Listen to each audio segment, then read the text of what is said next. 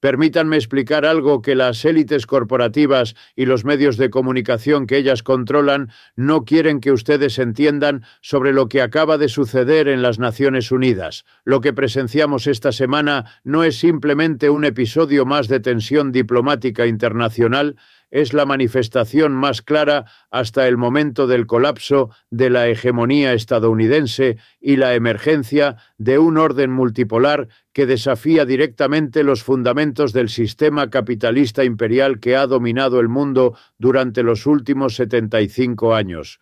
Cuando México, Rusia y China coordinaron su defensa de Venezuela en el Consejo de Seguridad, no estaban simplemente haciendo declaraciones diplomáticas de rutina, estaban articulando una nueva realidad geopolítica donde Estados Unidos ya no puede dictar unilateralmente las reglas del juego internacional.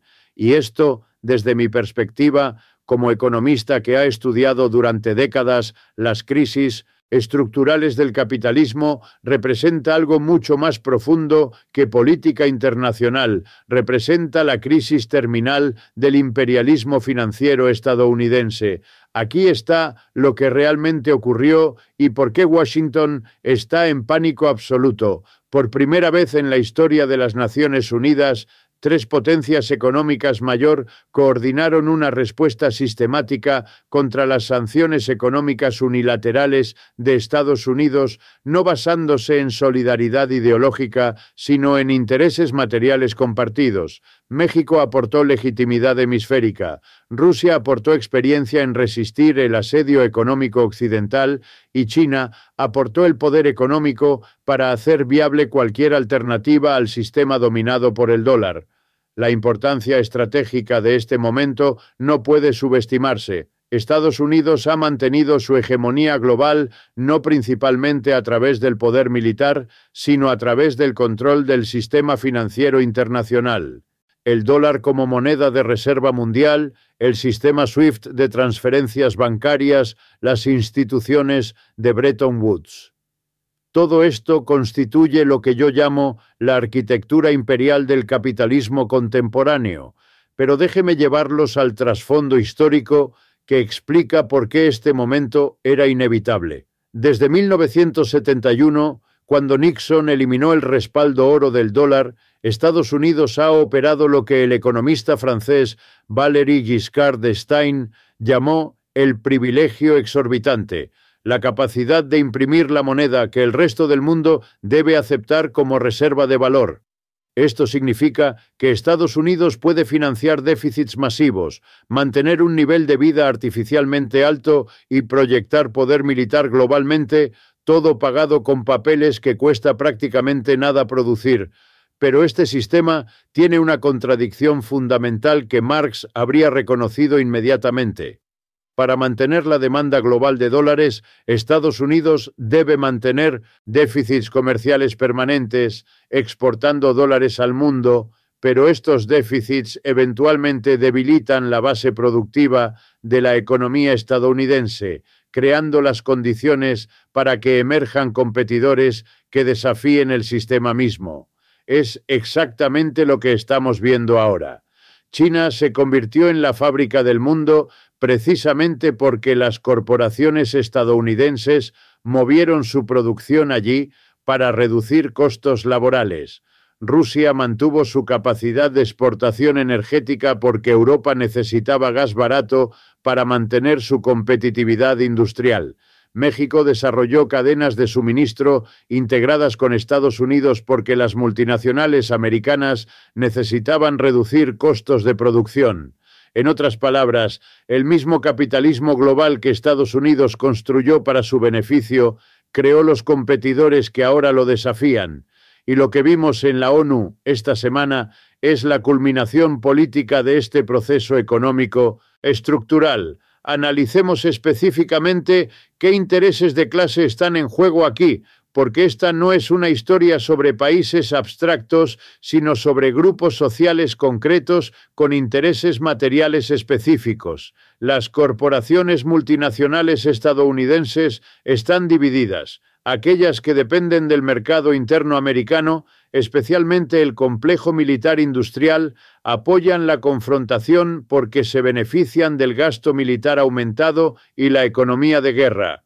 Lockheed, Martin, Rion, Boeing, todas ven enormes ganancias en la tensión geopolítica prolongada, pero las corporaciones que dependen de cadenas de suministro globales están aterrorizadas. Apple, que fabrica en China, General Motors, que produce en México, ExxonMobil, que necesita mercados energéticos estables.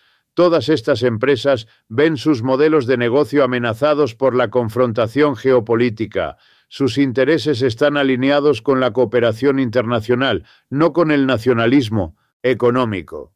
La clase trabajadora estadounidense está como siempre siendo manipulada para apoyar políticas que van contra sus propios intereses. Los medios corporativos les venden la narrativa de que China, Rusia y México son amenazas a su bienestar, cuando la realidad es que las políticas de confrontación aumentarán los precios de los bienes que consumen diariamente y reducirán las oportunidades de empleo en industrias que dependen del comercio internacional. Mientras tanto, las élites financieras de Wall Street están en una posición fascinante. Por un lado, se benefician de la volatilidad que genera la tensión geopolítica, comerciando con esas fluctuaciones para generar ganancias masivas. Por otro lado, entienden que una fragmentación completa del sistema financiero global amenazaría su posición dominante. Es por eso que vemos mensajes contradictorios de diferentes sectores del establishment financiero estadounidense. Ahora, examinemos los intereses de los otros actores. China está jugando un juego de largo plazo brillante. Su defensa de Venezuela no es sobre solidaridad socialista, es sobre establecer el principio de que ningún país puede usar unilateralmente el sistema financiero global para castigar a otros países. Si este principio se establece, China puede continuar su ascenso económico sin temor a que Estados Unidos use sanciones financieras para detenerla. Rusia, por su parte, está demostrando que es posible sobrevivir y prosperar fuera del sistema financiero occidental. Cada mes que Rusia mantiene su economía funcionando bajo sanciones masivas, demuestra a otros países que hay alternativas viables al sistema dominado por Estados Unidos. Su defensa de Venezuela es fundamentalmente una defensa de su propio modelo de resistencia al imperialismo financiero, y México está en la posición más interesante de todas. Históricamente, México ha sido el ejemplo perfecto de un país atrapado en 1900, lo que los teóricos de la dependencia llamaban el desarrollo del subdesarrollo integrado económicamente con Estados Unidos, de tal manera que no podía desarrollar autonomía política. Pero la crisis de legitimidad del sistema estadounidense ha abierto espacios que México está aprovechando brillantemente. La presidenta Claudia Sheinbaum entiende algo que sus predecesores no entendían, que la diversificación geopolítica es la única manera de evitar que México permanezca eternamente como un satélite económico de Estados Unidos. Su coordinación con China y Rusia en la ONU es parte de una estrategia más amplia para crear opciones que le permitan negociar con Estados Unidos desde una posición de fuerza. Pero conectemos esto con lo que realmente está en juego para Venezuela, porque aquí vemos las contradicciones del sistema capitalista en su forma más brutal. Venezuela tiene las mayores reservas de petróleo del mundo, más que Arabia Saudita, más que cualquier otro país. En un sistema racional, esto debería garantizar prosperidad para el pueblo venezolano. Pero en el sistema capitalista imperial, los recursos naturales se convierten en maldiciones si un país no está dispuesto a subordinarse a los intereses corporativos occidentales. Las sanciones estadounidenses contra Venezuela no son sobre democracia o derechos humanos, son sobre establecer el principio de que ningún país puede nacionalizar sus recursos naturales sin enfrentar consecuencias devastadoras. Si Venezuela fuera exitosa en su modelo de desarrollo independiente, otros países productores de petróleo podrían seguir su ejemplo, amenazando las ganancias de las corporaciones petroleras occidentales y el control estadounidense de los mercados energéticos globales. Aquí está lo que los medios corporativos nunca explicarán. Las sanciones económicas son una forma de guerra. Son diseñadas para crear sufrimiento masivo en la población civil con el objetivo de generar presión política interna contra el gobierno. Es terrorismo económico puro y simple, diseñado para demostrar a otros países lo que les sucede si desafían la hegemonía estadounidense. Pero lo que vimos en la ONU esta semana demuestra que esta estrategia ya no funciona.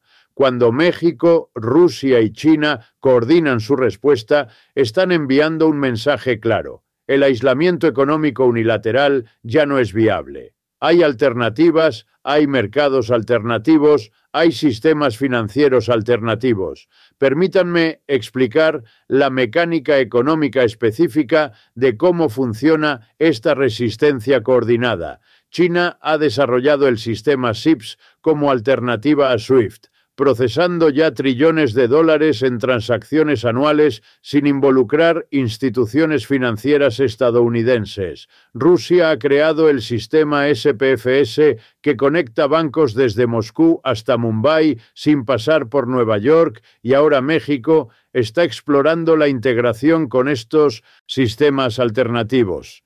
Pero hay algo aún más significativo happening. Los tres países están coordinando no solo sistemas de pagos alternativos, sino acuerdos comerciales que evitan completamente el dólar. Intercambios de yuan chino por pesos mexicanos, rublos rusos por bolívares venezolanos, petróleo venezolano por manufactura china pagado en yuanes y procesado a través de bancos mexicanos. Esto puede sonar técnico, pero las implicaciones son revolucionarias. Cada transacción que evita el dólar debilita la demanda global por dólares, que es la base fundamental del poder económico estadounidense. Si suficientes países adoptan estos sistemas alternativos, el dólar podría perder su estatus de moneda de reserva mundial, lo que obligaría a Estados Unidos a vivir dentro de sus medios por primera vez en 50 años. Históricamente hemos visto este patrón antes. El Imperio Británico mantuvo su hegemonía global a través del control de las rutas comerciales marítimas y el estatus de la libra esterlina como moneda de comercio internacional. Pero cuando Estados Unidos y Alemania desarrollaron capacidades industriales que rivalizaban con Gran Bretaña y cuando nuevas tecnologías hicieron las rutas comerciales británicas menos críticas, la hegemonía británica se desmoronó gradualmente. La diferencia crucial es que Gran Bretaña mantuvo una base industrial sólida